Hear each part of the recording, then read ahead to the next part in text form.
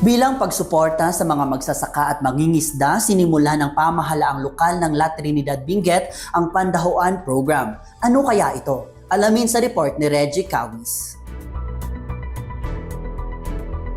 Inilunsad ng pamahalaang lokal ng La Trinidad Benguet ang Pandahuan Program kamakailan, kasabay ng pagbubukas ng 4th Farmers and Fisher Folk Month.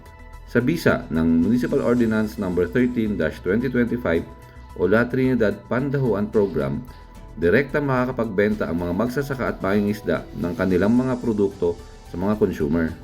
Layunin din nito na mailapit at mas tangkilikan ng publiko ang mga lokal na produkto.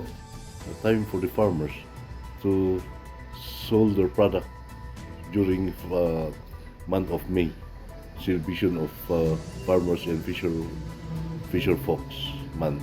So the farmers nga adaptive product they can display it to be sold in dito yung gym or no hanga nakota the first time gawin nga maikwada ta siguro no adaptive farmers to know pa no next siguro in celebration of farmers and fisher folks adoptive farmers nga umay nga display today.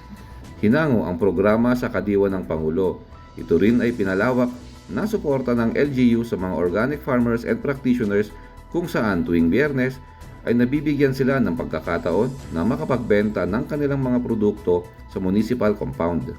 Ang significance nito is we are recognizing the role of our farmers in maintaining or providing food security, and also we are recognizing the participation as to economy.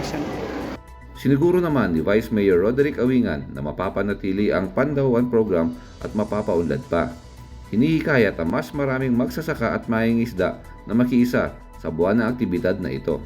Our products would have the time, opportunity nga may lako di product na in the local. Siguro kitante. We hope nga maging successful isuna. But no successful ng isuna, then so be it. Let us try to strengthen and sustain that particular program. And siguro kitante no kaya opportunity at no ma-expand not only here but also to other local government units. Ang Pandahuan ay termino ng Ibaloy na ibig sabihin ay tindahan. Reggie Cawis para sa PIA News, Cordillera.